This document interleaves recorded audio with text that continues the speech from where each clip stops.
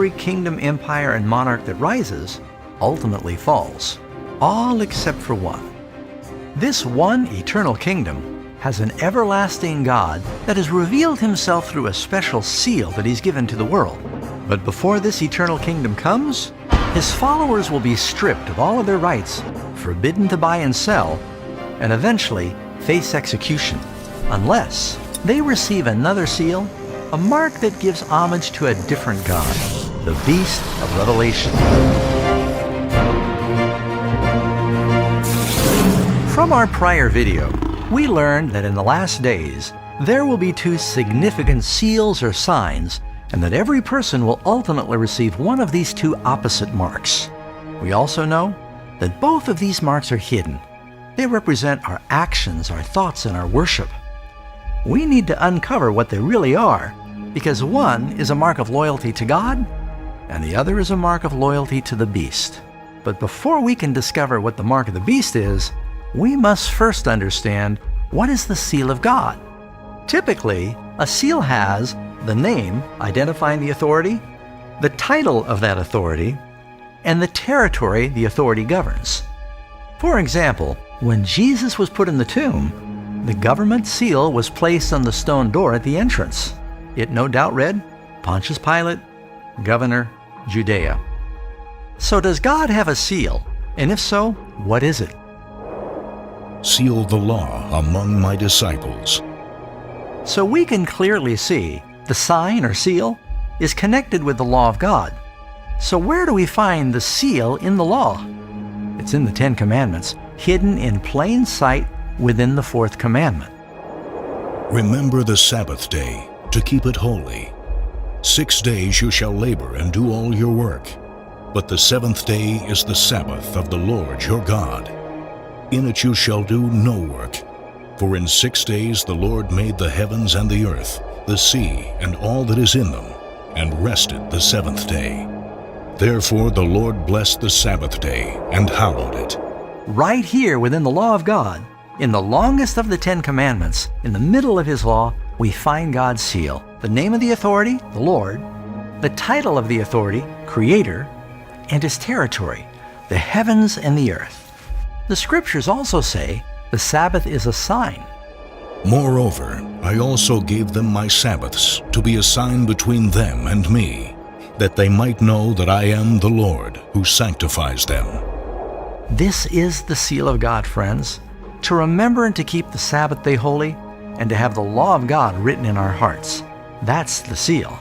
And wouldn't it make complete sense that the beast of Revelation would create a counterfeit seal to compete with God's true seal? With this in mind, we're now better prepared to understand a world in total turmoil where you would not be allowed to purchase the basic necessities like food, water, and gas. A world that strips you of all of your rights and freedoms unless you agree to possess a certain fateful mark in your forehead or your hand. A mark that represents a license or permission to live in the world's final civilization.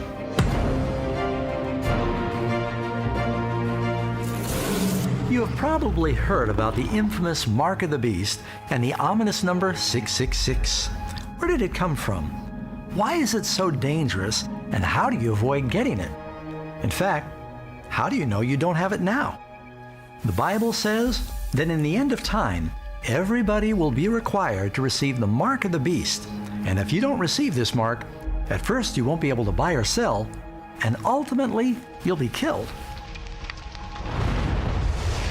He causes all to receive a mark on their right hand or on their foreheads, and that no one may buy or sell except the one who has the mark or the name of the beast or the number of his name.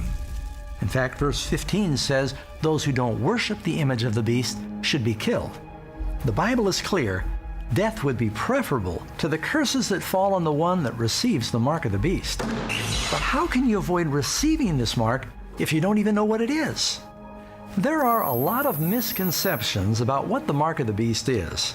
Some, for example, believe the mark of the beast is a barcode or a tattoo that is branded on the forehead or the hand.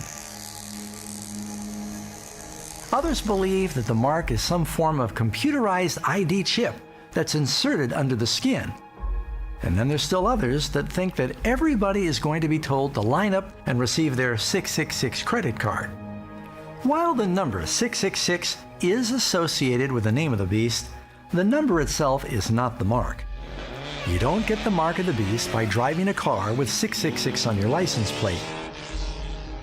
And you'll probably not be struck by lightning if you sit in seat number 666 at some arena or sporting event. The truth is that the mark of the beast is not a physical external mark at all. What's even more surprising is that most people don't realize the Bible teaches everybody in the last days will have one of two marks. One group has the seal of God in their foreheads. The other group has the mark of the beast. The seal of God is having the law of God in our hearts. And these words that I command you today shall be in your heart. You shall bind them as a sign on your hand, and they shall be as frontlets between your eyes. It shall be as a sign to you on your hand, and as a memorial between your eyes, that the Lord's law may be in your mouth. So we can see from these examples, in the hand and in the forehead is symbolic of having the law of God in our actions and in our thoughts. That would mean that the mark of the beast in the hand or the forehead is also not a physical external mark, but rather it represents some distinguishing difference in the thoughts and the actions of the lost. Their works are works of iniquity, and the act of violence is in their hands. Their thoughts are thoughts of iniquity. In the hand, in the actions, in the head, in the thoughts. It's a symbol. The Bible says in the end of time, everybody will receive some form of mark. It's not going to be a tattoo or a computer chip or a credit card. That's just what the devil wants people to think. Satan has managed to get just about everybody to focus looking in the wrong direction, while the real mark of the beast is creeping up right behind them. So what does the mark of the beast symbolize? Nobody has it yet, but soon many will. You need to make sure it's not you. There are few subjects that are more misunderstood, and very few subjects that need to be understood more.